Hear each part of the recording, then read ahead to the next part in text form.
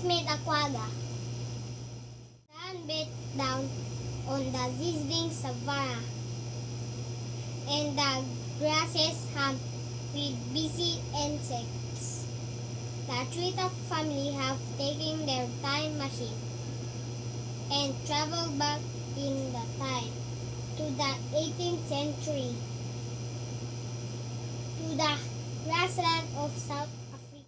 One bright blue day, the big twins Alfie and Asha were looking after the little twins Tulip and Ted. Their parents, Professor Pablo and Professor Penelope, were taking a nap. When the professors woke up, the treetop family were going to spend the evening at the nearby waterhole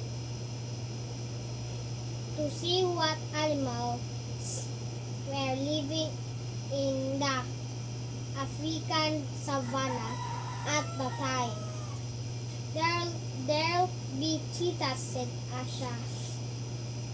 And ostriches, said Alfie. And lions and elephants, said Ted. Don't forget the unicorns, said Tulip. Don't be silly, laughed Ted. Only babies believe in unicorns. Alfie and Asha were laughing too, which made Tulip very cross, and showed them I'm not a baby, said Tulip to herself. I'll go down to the waterhole and look for unicorns on my own.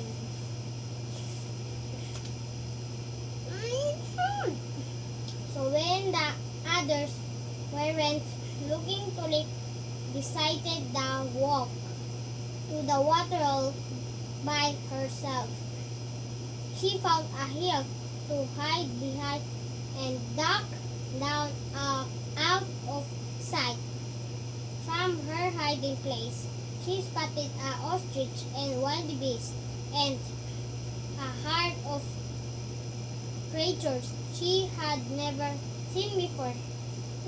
Tulip couldn't see them properly because there were some trees in the way. From the side, they looked a little bit like horses, but they were much smaller, so they must be unicorns. I knew it. Triumphantly, I knew it. Meanwhile, Alfie and Asha and Ted had noticed that Tulip was missing. They woke up Professor Penelope and Professor Pablo, and they all hurried to the waterhole. They crept up very quickly so as not to disturb the animals and roared over Tulip's shoulder. I'm sorry, I called you a baby, whispered Ted. And I'm sorry I ran off without telling you where I was going, whispered Tulip. But look, I did find some unicorns.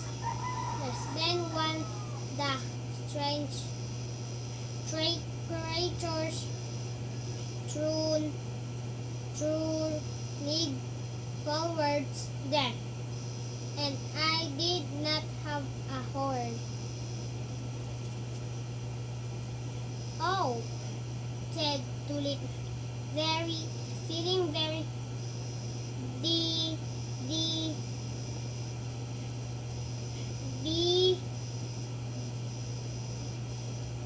disappointed. It isn't a unicorn after all, but I did have something else interesting. It had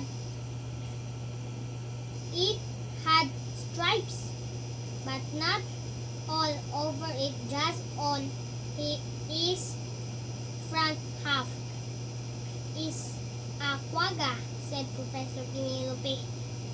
It's about of size of a zebra, but with stripes only on the front half of his body. Why is it called a quagga? Asking Tulip. The quagga opened up his mouth and made a noise. Quagga.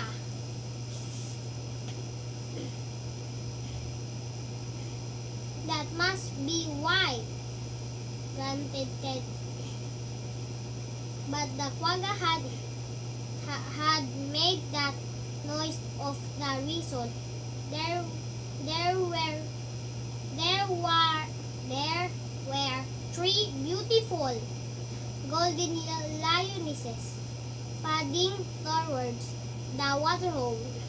The lionesses powered closer, but the quagga had really been asking. Quagga. They cried us. They all ran away, but all except for one, a baby who couldn't run quick fast enough. Oh no! Cried Tulip. They are going to catch it. But then something amazing happened. The great big wild beast saw the baby quagga was in trouble. It spiked forwards and shook its enormous horns at the lionesses. The lionesses were scared, and now it was third turn to run away. Phew, said Alfie. Why did the wildebeest, a big wildebeest, save the baby quagga? We all have to look after the babies, even if they rent ours, said Asha, putting her arm around Tulip. I'm not a baby, said Tulip, but she smiled and hugged Asha away. And then the Treetop family walked back home through the calling crashes of dinner. Nighttime in the savannah. Professor Pablo was putting the twins to bed. I'm so glad we got to travel back in time to meet the quaggas, said Asha, who had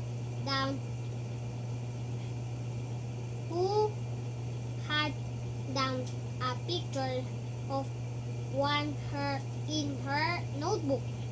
Me too, said Professor Pablo, turning the lights off.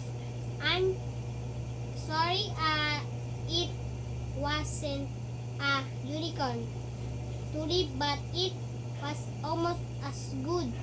I wonder what year and what place we'd have to travel to see a unicorn,